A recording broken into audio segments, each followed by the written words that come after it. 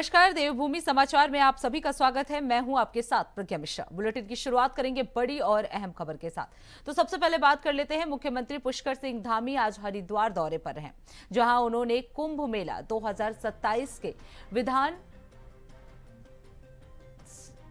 2027 के विभिन्न कार्यों का शिलान्यास किया। इन कार्यों की कुल लागत 234 करोड़ रुपए है। मुख्यमंत्री ने अधिकारियों के साथ समीक्षा बैठक भी ली और कहा, कुंभ मेला को दिव्य और भव्य बनाने के लिए स्थायी और अस्थायी सभी कार्यों के लिए समय सीमा तय की गई है। उन्होंने सभी विभागों को आपसी सामंजस्य के साथ काम करने पर जोर दिया।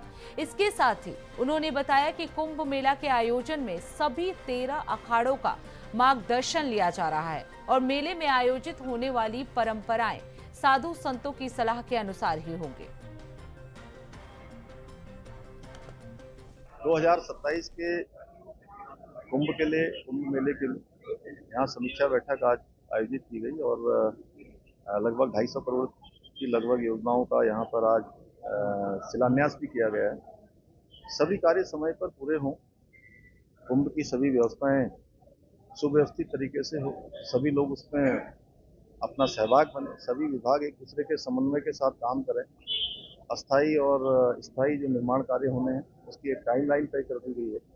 पार्किंग इत्यादि, पेयजल, अन्य व्यवस्थाएं, शौचालय, सुरक्षा की दृष्टि से स्नान घाट, इन सभी पर विस्तृत रूप से बिजली विभाग, अन्य विभाग जो भी काम कर रहे हैं, सभी विभाग समय पर काम करें। हमारा प्रयास है कि ये कुंभ मेला बहुत ऐतिहासिक हो, दिव्य हो, भव्य हो, एक अच्छा अनुभव देवभूमि उत्तराखंड का और माँ गंगा का, हरिद्वार का यहाँ से लोग लेकर जाएं।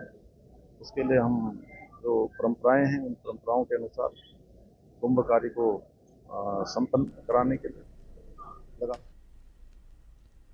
अब रुक कर लेते हैं अगली खबर की। उत्तराखंड में विश्व प्रसिद्ध चार धाम यात्रा को लेकर तैयारियां तेजी पकड़ चुकी हैं। मुख्य सचिव ने सभी संबंधित जिलों को आवश्यक बजट जारी किया और व्यवस्थाओं को समय पर पूरा करने के निर्देश दिए। प्रशासन का दावा है कि इस वर्ष यात्रा को अधिक सुव्यवस्थित, सुरक्षित और सुविधाजनक बनाया जाएगा। पिछले वर्ष लगभग 50 लाख अधिक श्रद्धालुओं ने चार धाम में दर्शन किए थे, जो अपने आप में एक रिकॉर्ड था। इस बार उससे भी अधिक संख्या में देश दुनिया से श्रद्धालुओं की पहुंचने की संभावना जताई जा रही है। तो आपको बता दें, चार धाम यात्रा के लिए तैयारियां जोरों पर है। व्यवस्थाएं समय से पूर्ण करने के निर्देश जो हैं वो दिए गए हैं। देखिए, जिस प्रकार से साल दर साल लगातार जो हमारे उत्तराखंड में चारों धाम यात्रा में तीर्थयात्रियों का आगमन हो रहा है और अभी देखने को मिला है कि 50 लाख से ज़्यादा श्रद्धालु हमारे उत्तराखंड देवभूमि में चारों धाम यात्रा के लिए आए हैं। तो जो रिकॉर्ड तोड़ तीर्थयात्रियों का यहाँ पर आगमन हो रहा है, उसको लेकर हमारी सरकार पूरी तरीके से तैयार है और उसकी व्यवस्था करी जा रही है। अब रुक कर लेते हैं अगली खबर की। चार धाम यात्रा की तैयारियों के लिए उत्तराखंड सरकार ने तेजी से कदम उठाए हैं। पर्यटन सचिव धीराज ने बताया कि सभी डीएम के साथ बैठकें पूरी हो चुकी हैं और मांगे गए बजट के अनुसार राशि जारी कर दी गई है। मुख्य धाम वाले जिलों जैसे चमोली, रुद्रप्रयाग, उत्तरकाशी को 3-3 करोड़ रुपए जारी किए गए हैं। वहीं हरिद्वार, देहरादून, टिहरी को 1-1 करोड़ रुपए दिए गए हैं, ताकि अंतिम समय में फिजिकल रजिस्ट्रेशन करने वाले श्रद्धालुओं को बेहतर सुविधाएं मिल सकें। सरकार ने रजिस्ट्रेशन प्रक्रिया को और अधिक सुगम बनाने के लिए ऑनलाइन और ऑफलाइन व्यवस्थाओं पर शासन स्तर की बैठक आयोजित करने का भी निर्णय लिया है। ये कदम चार धाम यात्रा को सुरक्षित और व्यवस्थित बनाने में भी महत्वपूर्ण साबित होगा। इसमें देखिए, जितने डीएम्स हैं उनके साथ हमारी मीटिंग हो चुकी है और आगामी चारधाम यात्रा के लिए जो तैयारियां होनी है उसके लिए जितना भी बजट उनको चाहिए था, जो डिमांड की थी, तो उस हिसाब से हम लोगों ने हर डिस्ट्रिक्ट को अपना बजट रिलीज़ कर दिया है, जिसमें मेन आपका चमोली डिस्ट्रिक्ट, रुद्रप्रयाग और उत्तरकाशी, तो उनको 3-3 करोड़ रुपए इनिशियली हम लोगों ने रिलीज कर दिए हैं। वैसे डीएम हरिद्वार और डीएम देहरादून और टिहरी, इनको 1-1 करोड़ रुपए हमने रिलीज किए हैं। अब रुक कर लेते हैं अगली खबर की। चारधाम यात्रा मार्ग पर इलेक्ट्रिक वाहनों को बढ़ावा देने के उद्देश्य से गढ़वाल मंडल विकास नगर यानी GMVN ने राष्ट्रीय राजमार्ग पर स्थित अपनी अधिकांश प्रमुख प्रॉपर्टीज में ईवी चार्जिंग स्टेशन स्थापित कर दिए हैं। जीएमवीएन के एमडी प्रतीक जैन ने जानकारी दी कि यात्रा रूट पर एनएच के किनारे मौजूद लगभग सभी महत्वपूर्ण परिसरों को ईवी चार्जिंग सुविधा से सुसज्जित किया जा चुका है। जहां अभी ये सुविधा उपलब्ध नहीं है, वहां भी जल्द ही चार्जिंग स्टेशन लगाए जाएंगे। राज्य सरकार के इलेक्ट्रिक वाहनों को प्रोत्साहित करने के प्रयासों के तहत जीएमवीएन ये सुनिश्चित कर रहा है कि चारधाम यात्रा करने वाले श्रद्धालुओं और पर्यटकों को किसी प्रकार की कोई असुविधा ना हो। तो चारधाम यात्रा मार्ग पर ईवी चार्जिंग स्टेशन जो है वो स्थापित किए जा रहे हैं। प्रमुख परिसरों में इलेक्ट्रिक वाहन की सुविधा जो है वो दी जाएगी।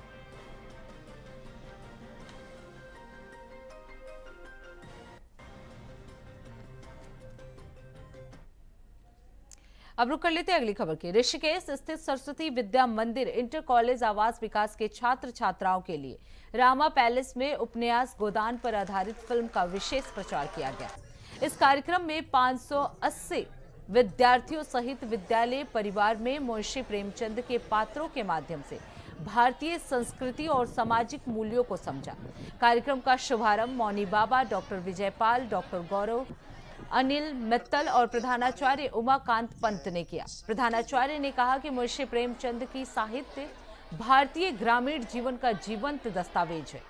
फिल्म के माध्यम से विद्यार्थियों को संस्कृति और सामाजिक उत्तरदायित्व की सीख मिली। मौनी बाबा और विजयपाल ने गौ सेवा पर जोर दिया, इसे ग्रामीण अर्थव्यवस्था और प्राकृतिक खेती का आधार भी बताया। फिल्म के प्रदर्शन का उद्देश्य नई पीढ़ी को अपनी जड़ों से जोड़ना और गौ संरक्षण के प्रति जागरूक करना था।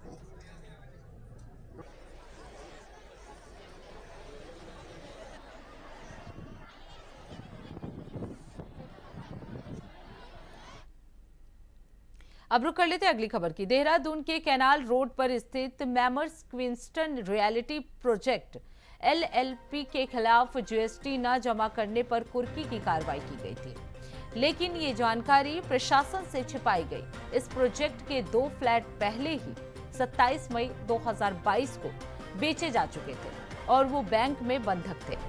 जिलाधिकारी सविन बंसल के निर्देश पर थाना राजपुर में बिल्डर और उसके प्रतिनिधियों के खिलाफ धोखाधड़ी का मुकदमा दर्ज किया गया। पुलिस अब मामले की जांच में जुटी है ताकि धोखाधड़ी के आरोपी पक्षों के खिलाफ सख्त कार्रवाई की जा सके।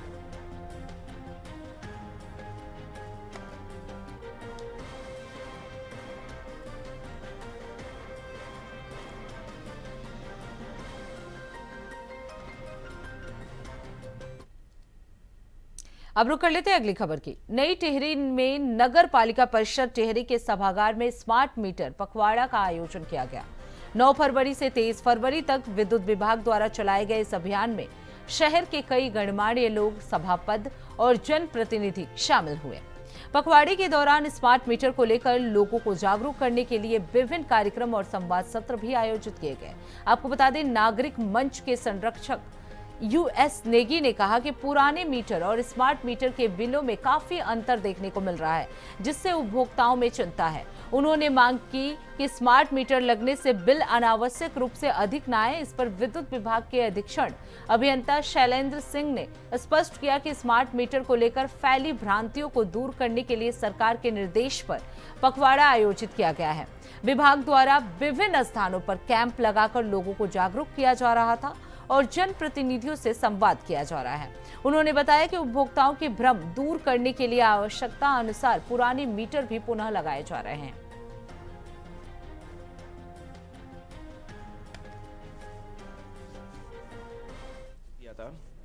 तो इसमें जगह जगह बहुत सी भ्रांतियां आ रही थी, कन्फ्यूजन पैदा हो रहे थे। तो इसी चीज़ को लेके सरकार ने एक पखवाड़ा का आयोजन किया गया है। ये हमारा पखवाड़ा पिछले 10 दिन से चल रहा है टिहरी में। इसमें हम जगह जगह कैंप लगा रहे हैं, लोगों से जनसंपर्क कर रहे हैं और फीडबैक ले रहे हैं। उसी क्रम में आज जो है एक यहाँ पे पखवाड़ा आयोजित किया गया है, जिसमें कि हमने जनप्रतिनिधियों से बात की है, उनके मन की भ्रांतियाँ दूर करने की कोशिश की है।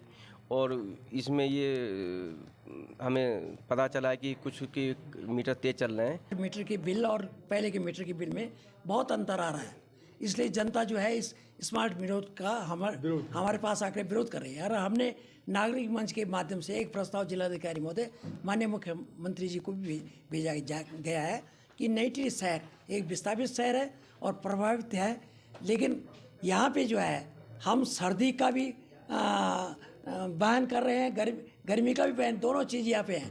और सर्दी में जो है बिल भी बहुत ज़्यादा आते हैं। निश्चित है कि अन्य शहरों की तरह यहाँ के बिल ज़्यादा आते हैं सर्दियों में। तो हम चाहते हैं कि स्मार्ट मीटर लगने से हमारी जनता के बिल जो है ज़्यादा ना आए। और वैसे भी हमको जो है यहाँ पे रियायती दर पे बिजली की संस्तुति की गई है। फिलहाल रुकते एक छोटे से ब्रेक के लिए। ब्रेक के बाद जल्द लौटेंगे। देखते रहिए इंडिया वॉइस। तो ब्रेक के बाद एक बार फिर आप सभी का स्वागत है। रुक कर लेते हैं खबरों की ओर। देहरादून सचिव आवास डॉक्टर आर राजेश कुमार ने देहरादून से हरिद्वार तक राजकीय गेस्ट हाउसों का औचक निरीक्षण किया और व्यवस्थाओं में सुधार के लिए अधिकारियों को सख्त निर्देश भी जारी किए। ये निरीक्षण कुंभ 2027 से पहले अतिथि गृहों को आधुनिक सुविधाओं और सुरक्षा मानकों से सुसज्जित करने की तैयारी के तहत किया गया। सचिव आवास ने स्पष्ट किया कि राज्य में आने वाले विशिष्ट अतिथियों और अधिकारियों को उच्च स्तरीय आवासीय सुविधाएं उपलब्ध कराना प्राथमिक उद्देश्य है। उनका कहना था कि ये दौरा केवल औपचारिकता नहीं बल्कि जमीनी स्तर पर व्यवस्थाओं का मूल्यांकन कर उन्हें आधुनिक मानकों के अनुरूप ढालने की एक ठोस पहल है। इस दौरान अधिकारियों को समयबद्ध सुधारों, गुणवत्ता सुनिश्चित करने के निर्देश भी दिए गए।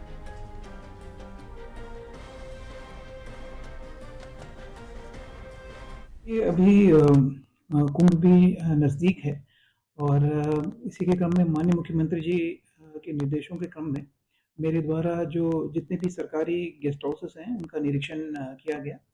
और ख़ासकर जो हरिद्वार में जो गेस्ट हाउसेस हैं, अटल बिहारी वाजपेयी गेस्ट हाउस हैं, बाकी जो दूसरे सरकारी एकोमोडेशंस हैं, तो उनका भी मेरे द्वारा निरीक्षण किया गया। और देहरादून में जो हमारे बीजापुर गेस्ट हाउस, जो दूसरे गेस्ट हाउसेस हैं, उनका भी निरीक्षण किया गया। जो छोटी मोटी जो खामियां पाई गई उसको दुरुस्त करने के लिए कहा गया है और 15 दिन का टाइमलाइन दिया गया है उसको निस्तारित करने के लिए। और जहाँ पे मेजर जो है फॉल्ट्स हैं उसका हम लोग एस्टिमेट बना रहे हैं। एस्टिमेट बना के उसमें जल्द हम बजट रिलीज करके जितनी भी खामियां हैं उसको।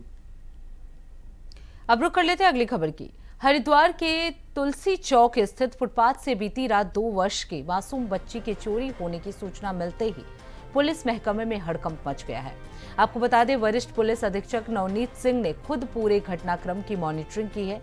सिटी कोतवाली पुलिस, मानव तस्करी निरोधक इकाई और CIU की संयुक्त 5 टीमें गठित कर संवेदनशील स्थानों, सीमावर्ती इलाकों, बस अड्डों और रेलवे स्टेशन पर सघन चेकिंग अभियान चलाया गया।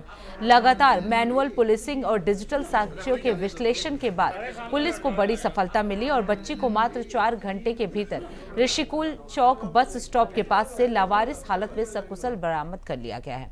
माना जा रहा है कि पुलिस की सख्त घेराबंदी और दबाव के चलते अपहरणकर्ता बच्ची को छोड़कर फरार हो गया। जुटाए गए साक्ष्यों के आधार पर पुलिस टीमें आरोपी की तलाश में जुटी हुई है और जल्द ही गिरफ्तारी की दावा कर रही है।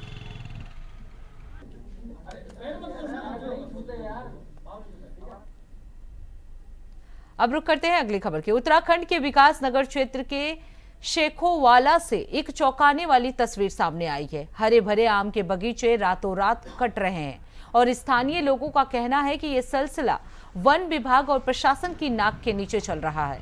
स्थानीय निवासियों के अनुसार कई रातें ऐसी गुजरती हैं जब लोग ट्रैक्टर और अन्य वाहनों से आकर दर्जनों पेड़ काट कर ले जाते हैं। हालांकि पास में फॉरेस्ट चेक पोस्ट मौजूद है, बावजूद इसके लकड़ी माफिया लगातार बेखौफ होकर काम कर रहे हैं। स्थानीय लोगों का कहना है कि कई बार शिकायत की गई लेकिन अब तक केवल आश्वासन ही मिला है। बगीचों की इस कटाई ने सिर्फ हरियाली ही नहीं बल्कि पर्यावरण संतुलन और स्थानीय जीवन पर भी गंभीर खतरा पैदा कर दिया है।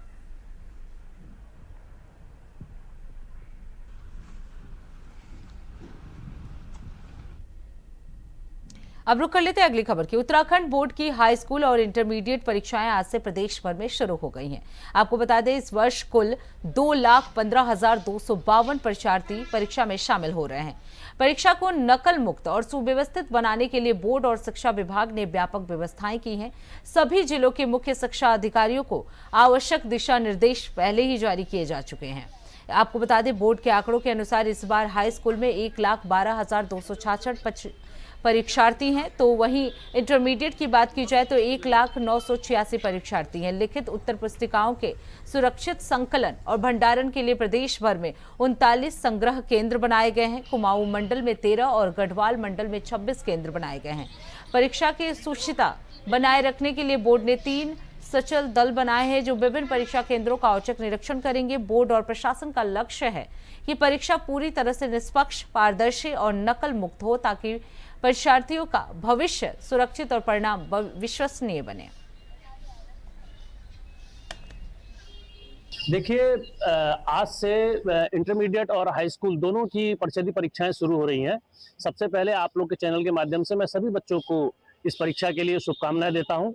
और जैसा कि आप देख पा रहे होंगे कि हमने एक ऐसा एनवायरनमेंट तैयार किया है जिससे कि बच्चे बिल्कुल तनाव से मुक्त होकर और बिना डरे परीक्षा दें, और इसके लिए पूरी व्यवस्थाएं इंटरनल और एक्सटर्नल दोनों तरह से की गई है।